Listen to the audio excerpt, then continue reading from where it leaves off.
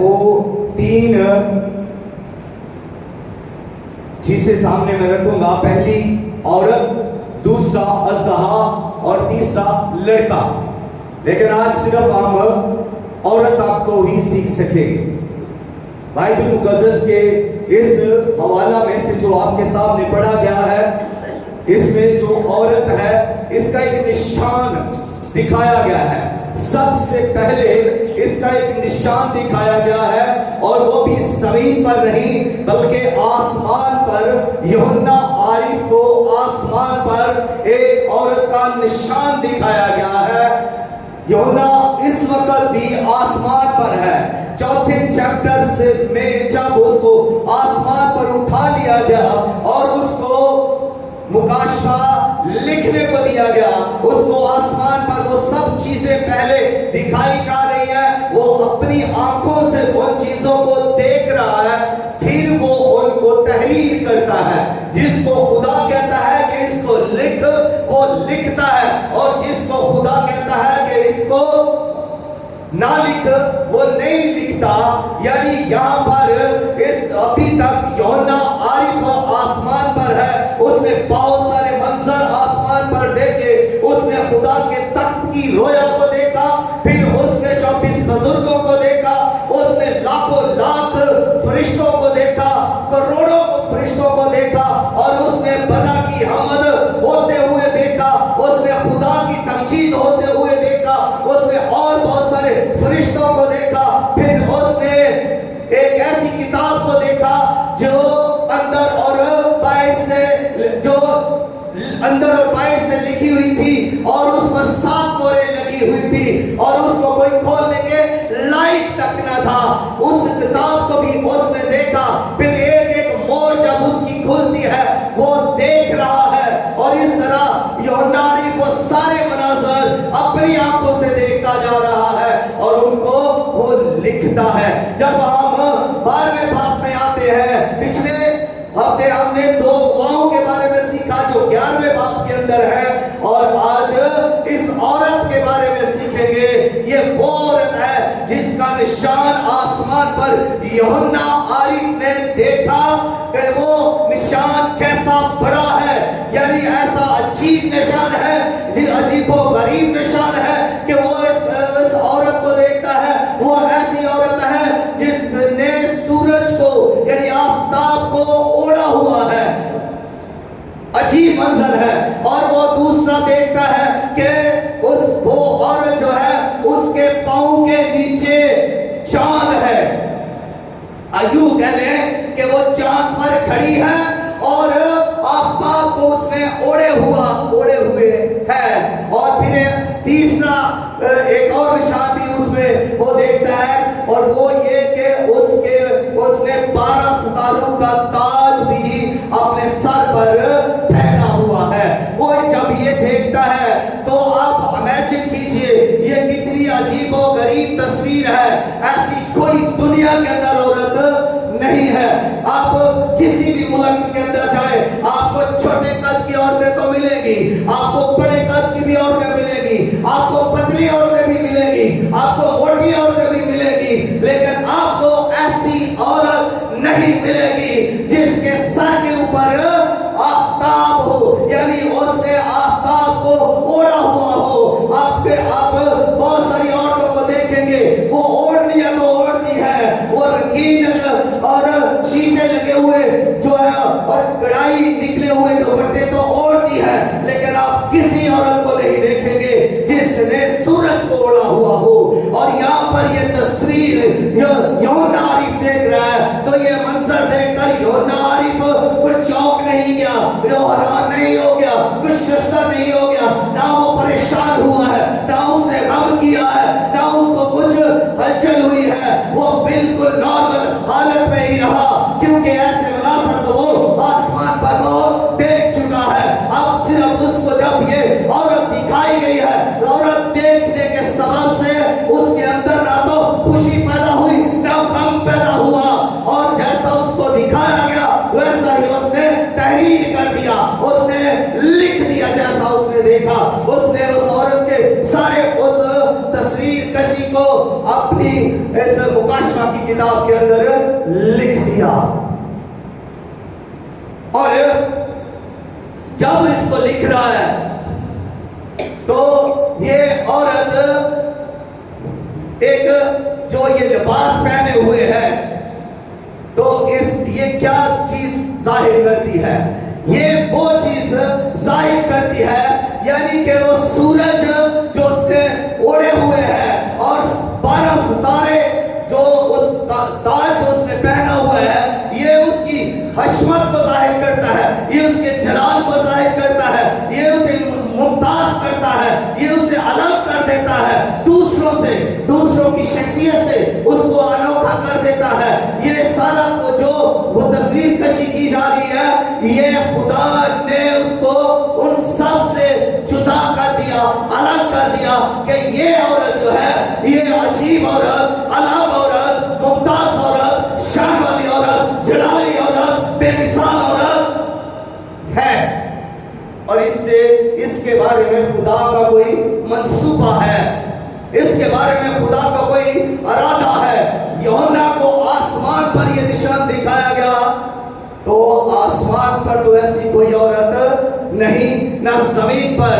अब जब आसमान पर यह निशान दिखाया गया है, तो आसमान से ही खुदा का इरादा इसके लिए है, आसमान से ही खुदा का मंसूबा इसके लिए है। अब हमने ये गौर करना है कि ये औरत है कौन? इस दुनिया के अंदर बहुत सारी कौमें, उम्मतें, कबीले हैं, औरतें हैं, लेकिन ये पता करना है कि ये औरत है कौन। अब मुकाशवा की किताब का जब हम मुताला करते हैं तो 4 औरतें हमारे सामने आती है। पहली औरत इस्बल है। इस्बल बुत परस्तों की का सरदार काहिन है और थआतीरा की कलीसिया को वो गलत तालीम देती है और उनकी वो नबिया बनी हुई है। उनको गलत तालीम देकर उनको क्या कर रही है? खुदा से दूर कर रही है। ये मुकाशवा की किताब उसका 2 बाब 20 आयत मैंने पढ़ी है। और ये औरत एक है जो इस्बल है। इसके बाद दूसरी औरत जो वो है जिसका जिक्र अभी मैं कर रहा था, यानी जिसने सर पर आफताब को ओढ़े हुए है और वो चांद पर खड़ी है और 12 सितारों का ताज उसने पहने हुए है। दूसरी औरत ये है। और फिर तीसरी औरत इसी कलाम के अंदर, मुकाशवा की किताब के अंदर एक बड़ी तस्वीर है जिसका जिक्र 70वें बाब के अंदर है। और फिर एक चौथी औरत है, वो औरत बरा की दुल्हन है, यानी दुल्हन बरा की बीवी है, जो कलीसिया है, जो मैं और आप है। अब ये 4 औरतें मुकाशवा की किताब के अंदर हैं और चारों में से अब हमने ये देखना है कि अब जब एक औरत जिसका जिक्र यहाँ पर 12वें बाब के अंदर है, जिसने आफताब को ओढ़ा हुआ है और चांद के ऊपर खड़ी है और 12 सितारों का ताज पहने हुए है, ये औरत कौन है? तो इसके बारे में भी 4 राय पेश की जाती है, 4 ख्यालात पेश किए जाते हैं। इस दुनिया के अंदर लोग मिशने और 4 इसके बारे में ख्याल पेश करते हैं। तो पहला ख्याल ये है कि ये जो औरत है, ये मुकस्सा मरियम है।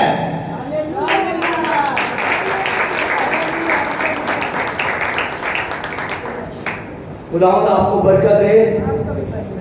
लेकिन सोचना ये है, देखना ये है कि कहां पर हालेलुया कहना है, कहां पर नहीं कहना, ये भी देखना है।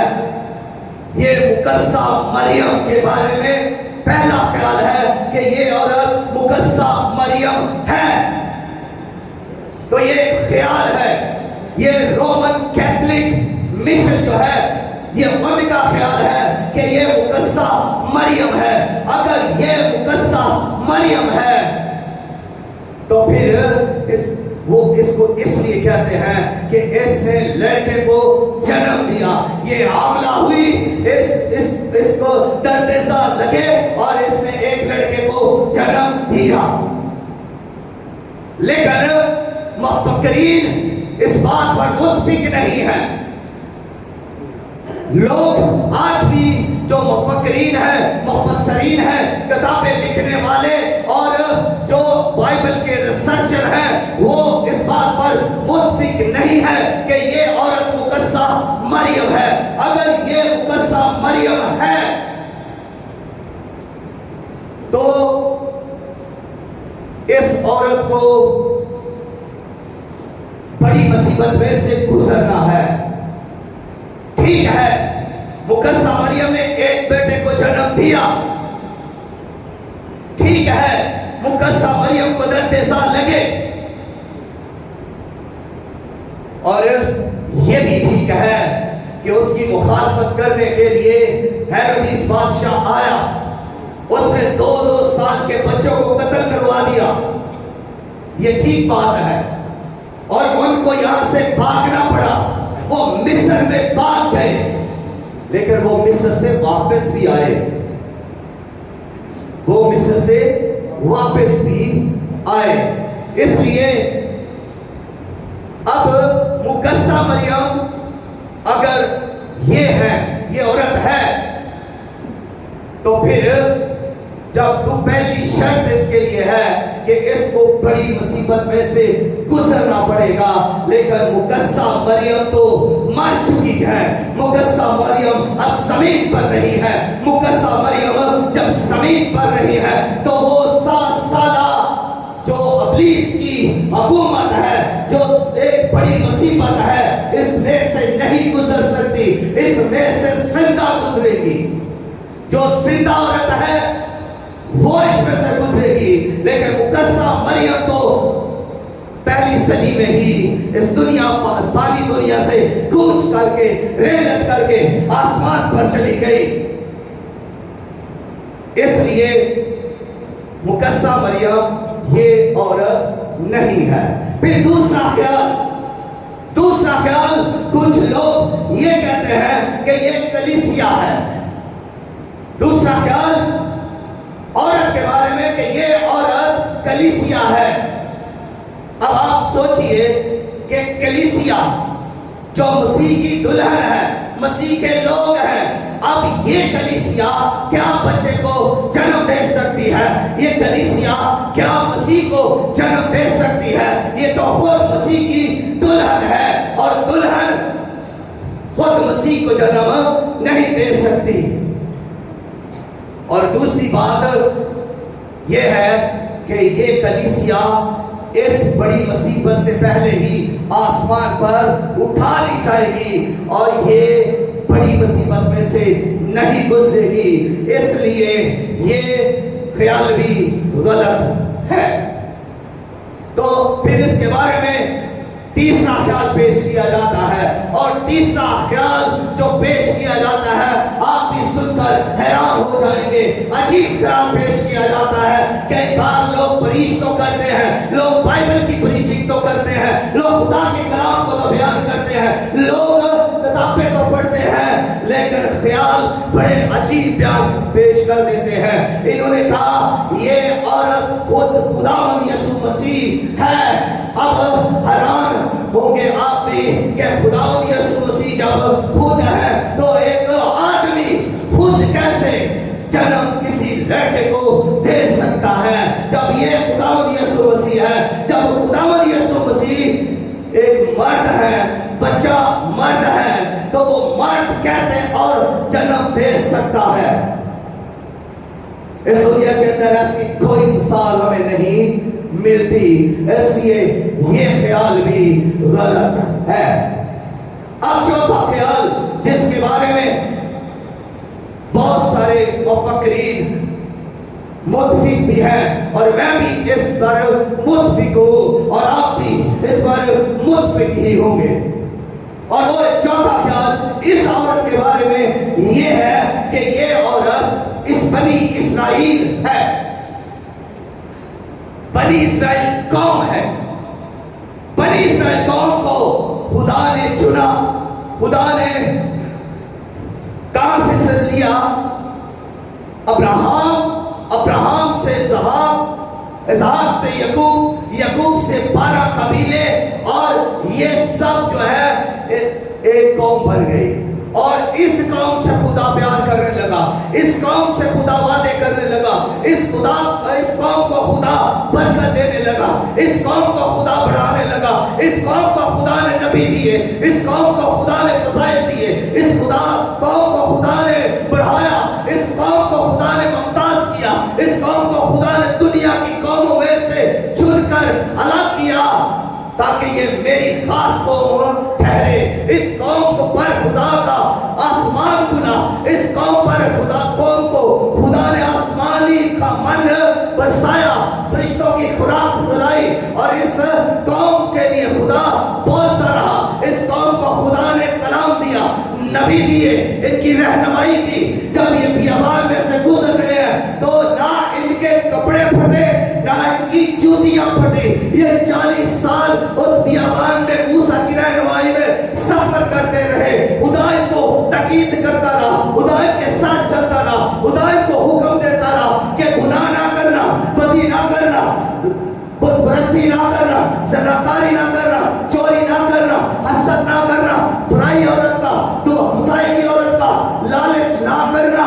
खुदा इनसे कलाम करता रहा अपने नबी के जरिया से, खुदा इनको से बात करता रहा। खुदा ने इनको चट्टान में से पिलाया जब ये प्यास से बिलख रहे हैं। खुदा ने इनको मीठे चश्मे में से पिलाया जो चट्टान में से जारी किया। और जब ये भूख के मर रहे थे, खुदा ने आसमान से मन बरसाया, यहाँ तक कि जब ये गोश्त का तस्करा करने लगे कि हमारा जी इस आसमानी खुराक से कहलाता है, तो खुदा ने इनकी फरमाइश को भी पूरा किया।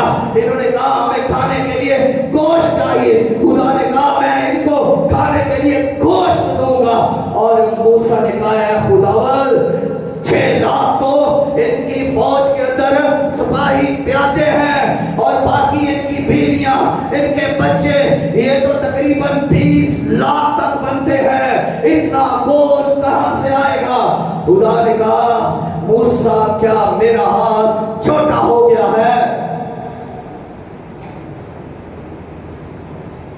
ये वो कौम है जिससे खुदा प्यार करता है। कभी कहता है ये मेरा इकलौता है, कभी ये कहता है ये मेरी भिन्नत है। खुदा कभी इसे अपनी बीवी कहता है। खुदा इस कौम से बेपनाह मोहब्बत करता है, और साथ ये भी खुदा कहता है कि गुनाह ना करना, बुतपरस्ती ना करना, मुझे भूल ना जाना, मुझे छोड़ ना जाना, गैर अक़वाम में मिक्सअप ना हो जाना, उनके बुतों को ना पूजना, उनके देवताओं की परस्तिश ना करना। खुदा बार बार अपनी कौम को ये कहता रहा, लेकिन वो ना पास आए, वो ना मुड़े, वो गुनाह से पास ना आए, वो ज़िना से पास ना आए, वो बुतपरस्ती से पास ना आए, वो हसद से पास ना आए, वो नशे से पास ना आए। उन्होंने उनके बुतों की परस्तिश की और खुदा को गुस्सा दिलाया, खुदा को कहर दिलाया, और खुदा गज़ब ना हुआ। खुदा उनमें से निकल गया, खुदा ने उन्हें छोड़ दिया, खुदा उनसे अलग हो गया। और वो कौम अब दुनिया में जुल्म सहती रही, और पर खुदा ने कौमों को चढ़ाया। एक कौम आई, उसने उसे इस्राएल को मारना शुरू किया। दूसरी कौम चढ़ाई, उसने उसे मारा, उनके कत्ल किए, उनका लूटा। और फिर तीसरी, फिर चौथी, इस तरह कौम इन पर चढ़ाई करती रही। अब इन पर चढ़ाता इनको कौन था? खुदा। कौमों को इन पर मुसल्लत करता, चढ़ाता। कौमें इन पर हमला करती, इनको लूट लेती, इनकी औरतों को ले जाते, इनका माल सवाब लूट लेते, इनका अनाज ले जाते, इनको कत्ल करते, जुल्म के अंदर ये कौम आ गई, खुदा इनमें से निकल गया, खुदा ने इन्हें छोड़ दिया, बाबल के अंदर ये असीर होकर चली गई और ये कई सदियां इसी तरह असीर होती रही, गुलामी के अंदर ये कौम रही। लेकिन ये यहाँ पर ये सीखिएगा कि अगर ये कौम दुखों के अंदर है, मुसीबतों के अंदर है, कौमें पर चढ़ी हुई है और जुल्म उठा रही है, दुख उठा रही है, परेशान है, तो भी इनके अंदर एक चीज है और वो चीज ये है कि जैसे जैसे नबी आए, नबी ये बयान करते रहे, नबियों का सिलसिला बढ़ता गया तो बेशक गोइयों का सिलसिला भी बढ़ता गया।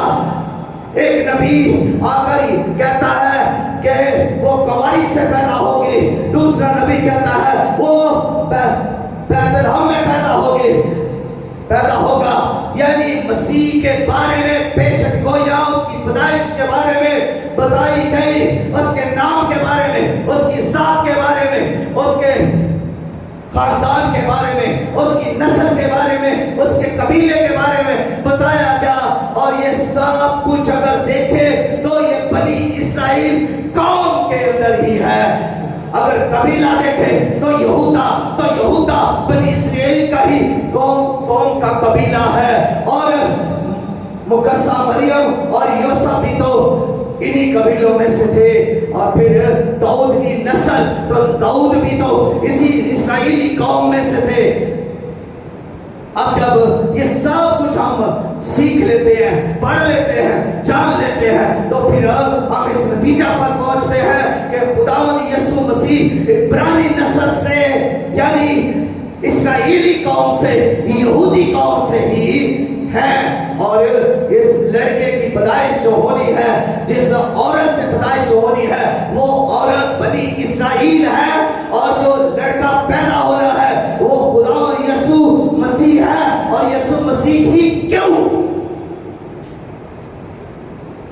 यीशु मसीह ही क्यों वो लड़का है? क्योंकि बाइबल ये साथ बताती है कि जो इस औरत से लड़का पैदा होगा वो पहली बात के लोहे के असास से हुकूमत करेगा और वो सबको ऊपर हुकूमत करेगा और वो 1000 साल बादशाही करेगा और उसकी बादशाही में सबको में उसकी मती होगी।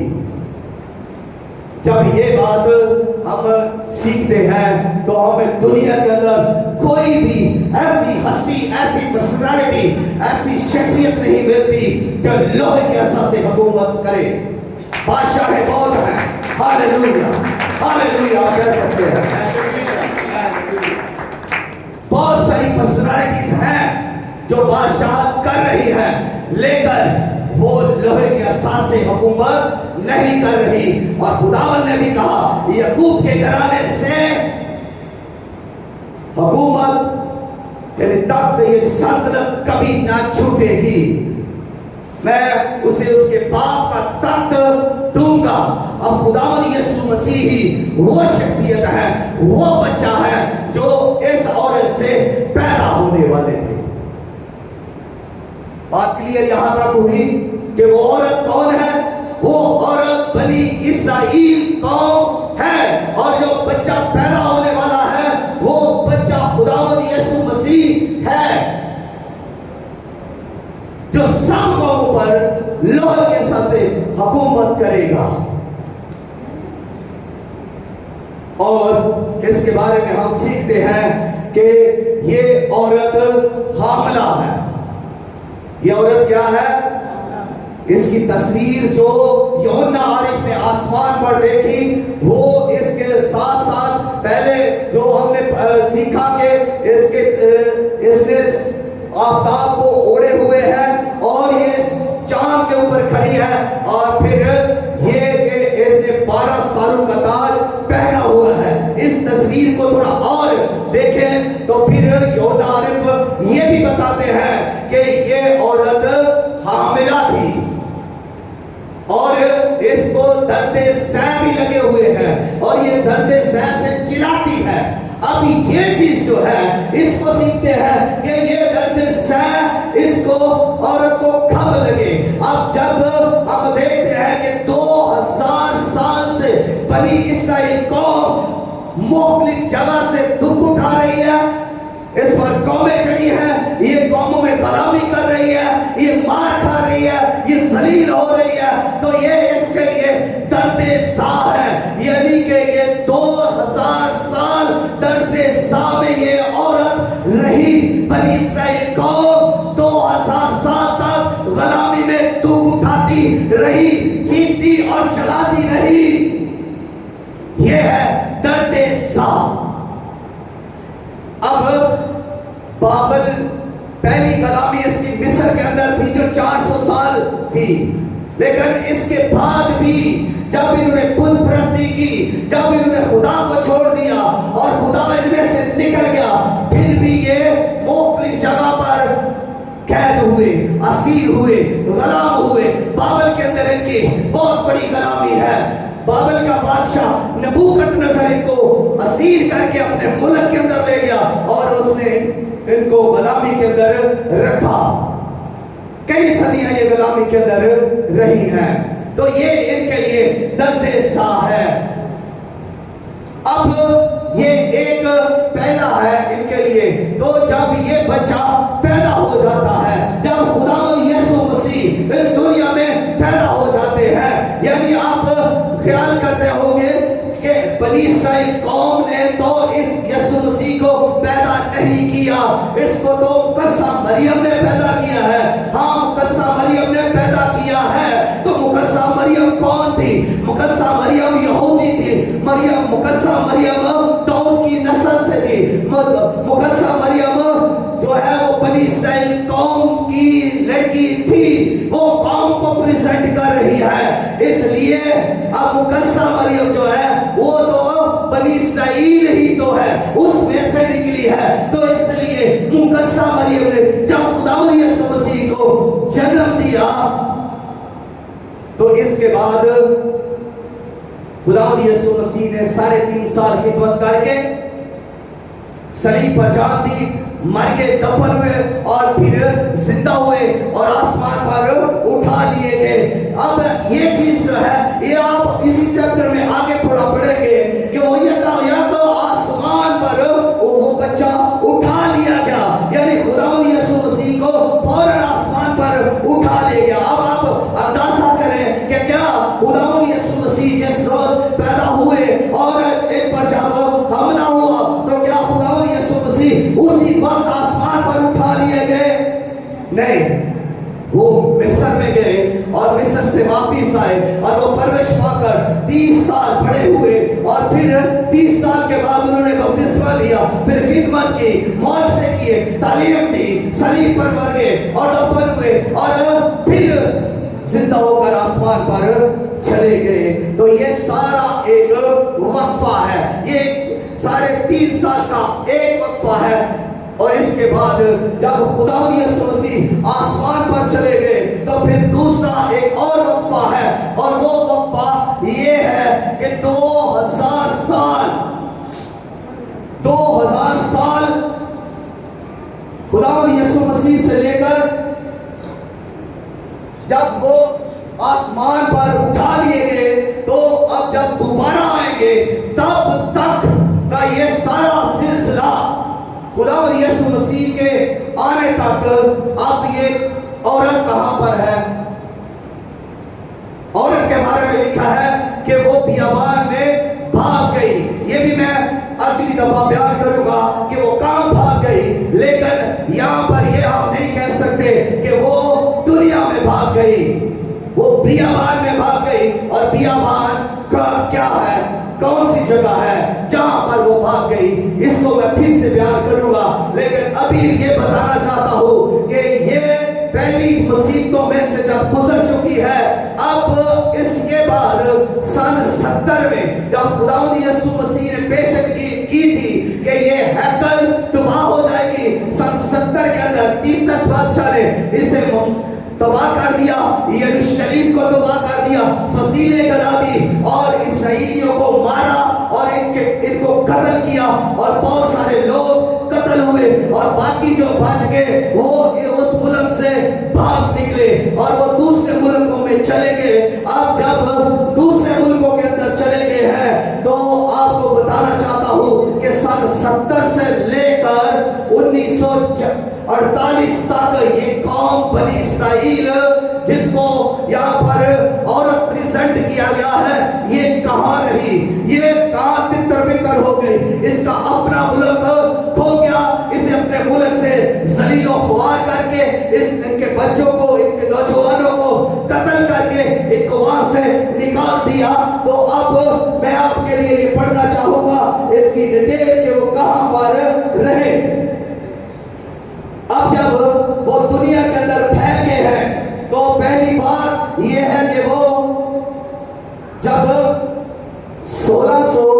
660 में हजाज से निकालेंगे, फिर उसके बाद 890 में शाम से निकालेंगे, फिर 920 में पुर्तगाल से निकालेंगे और 1110 में स्पेन से निकालेंगे, 1290 में ब्रिटानिया से निकालेंगे और 1306 में फ्रांस से निकालेंगे, 1370 में बेल्जियम से निकालेंगे, 1380 में चेकोस्लोवाकिया से निकालेंगे और 1394 में दोबारा फ्रांस से निकालेंगे, 1442 में हॉलैंड से निकालेंगे, 1501 में रूस से निकालेंगे, 1540 में इटली से निकालेंगे और 1551 में जर्मनी से निकालेंगे।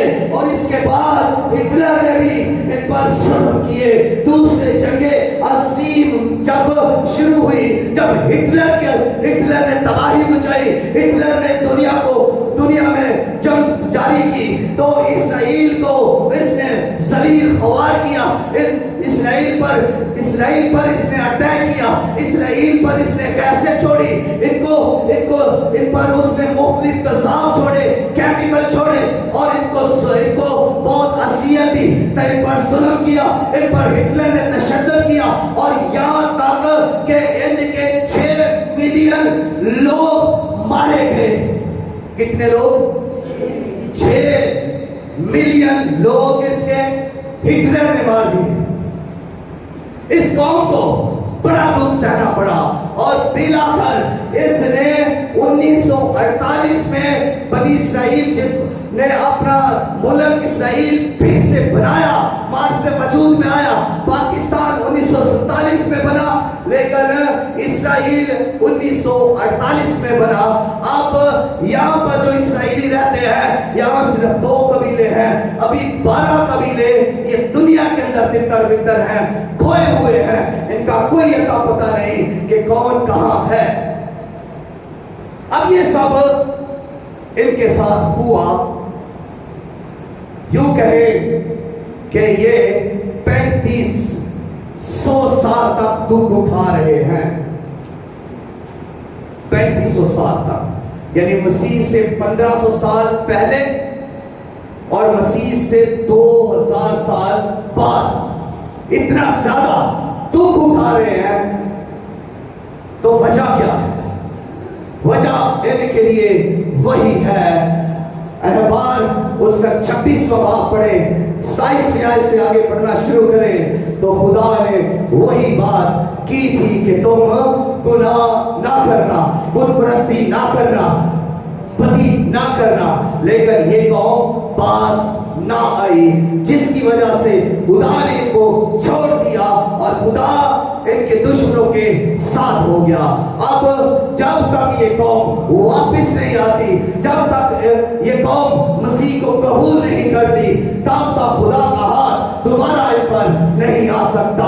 ये कौम जब तक मसीह को कबूल नहीं करेगी, अभी तक भी ये कौम मसीह को कबूल नहीं कर रही। इनके पास एक मौका था 2000 साल पहले, जब खुदावंद यीशु मसीह इस दुनिया में पैदा हुए, इनके पास एक मौका था कि मसीह को कबूल करते और अपने निजात दहिंदा को कबूल करके निजात पाते, खुदा के फरजंद बन जाते, लेकिन इन्होंने ऐसा ना किया।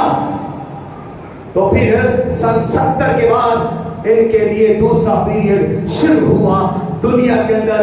आप अंदाजा करें कि किस तरह ये कौम जलील खुआर हुई। आज मैं ये कहूं कि सियासी हालात को देखा जाए तो इस कौम से ज्यादा आप किसी कौम को नहीं देखेंगे। सब कौमें इससे नफरत करती है, सब ममालिक इससे नफरत करते हैं, सब कौमें, सब कबीले, सब उम्मतें। जितनी नफरत यहूद हैं, किसी से नहीं करते। आप पाकिस्तान से में रहते हैं, यहाँ से भी आप देख सकते हैं कि इस मुल्क से, इस कौम से नफरत की जाती है, इसी सबब से कि इन्होंने अभी तक खुदावन को कबूल नहीं किया। और यही वजह है कि तीसरी मुसीबत में से ये गुजरेंगे, और वो तीसरी मुसीबत अभी इन पर आने वाली है, और वो 7 साल का दौर है जहाँ ये 3.5 साल ये दुख उठाएंगे, और उस वक्त इनको दोबारा दर्द सह लगेंगे, और ये उस बड़ी मुसीबत में से गुजरेंगे जितनी इन्होंने 35 साल के अंदर जुल्म सहा है, अज़ियत सही है, इन पर तशद्दुद हुआ है। इस 3.5 साल की मुसीबत के आगे वो कुछ भी नहीं। आप अंदाजा कीजिए, आप इमेजिन कीजिए कि 3.5 सालों में जिसको कहा एक बड़ी मुसीबत का दौर कहा गया है, तो 3.5 साल इनका गुजरना लाजिम है। इस कौम का इसमें से गुजरना लाजिम है। कलीसिया इसमें से नहीं गुजरेगी, मसीह पर ईमान लाने वाले इसमें से नहीं गुजरेंगे, मसीह पर तवक्कुल रखने वाले और मसीह को अपना निजात दहिंदा कबूल करने वाले इस बड़ी मुसीबत में से नहीं गुजरेंगे, बल्कि इस मुसीबत के शुरू होने से पहले ही कलीसिया आसमान पर उठा ली जाएगी, और फिर बड़ी मुसीबत का दौर शुरू हो जाएगा, और 3.5 साल तक ये कौम जिल्लत, रुसवाई और मुसीबत और दुख उठाएगी 3.5 साल तक। फिर ये मसीह को कबूल करेंगे, और जब ये मसीह को कबूल करेंगे तो फिर इन पर फसल होगा। और उस वक्त आप अंदाजा कीजिए कि आज गवाही देना कितना आसान है, और उस वक्त की गवाही देना कितना मुश्किल होगा, जब मुखालिफ मसीह भी जोरों पर होगा और झूठा नबी भी जोरों पर होगा, जब कौम पर जुल्म किया जा रहा होगा, जब इन्हें कत्ल किया जा रहा होगा, जब इन पर जुल्म किया जा रहा होगा, और उस वक्त ये कौम जो मसीह को कबूल कर चुकी होगी, ये मसीह की गवाही देगी, तो कितना मुश्किल होगा। जो गवाही देगा उसे कत्ल किया जाएगा, जो गवाही देगा उसे मार दिया जाएगा, तो ये उस वक्त बहुत सारे इनमें से कत्ल हो जाएंगे, इनकी लाशें गिर जाएंगी। इसीलिए इनके बारे में भी बाइबल मुकद्दस के अंदर लिखा है कि ये मसीह के खून और कलाम की गवाही के वसीला से फतहमंद होंगे, और ये मुकद्दसीनों में फिर शामिल होंगे, ये आसमान में मसीह की दुल्हन में शामिल किए जाएंगे। उस वक्त का अभी मतलब इस औरत के फिर 2 दर्द दो दफा इसको हुए, पहले और इसके बाद फिर 3.5 साल इसको फिर दर्द सह रखेंगे। और ये औरत आप बखूबी आप जान चुके हैं कि ये औरत बनी इस्राएल कौम ही है।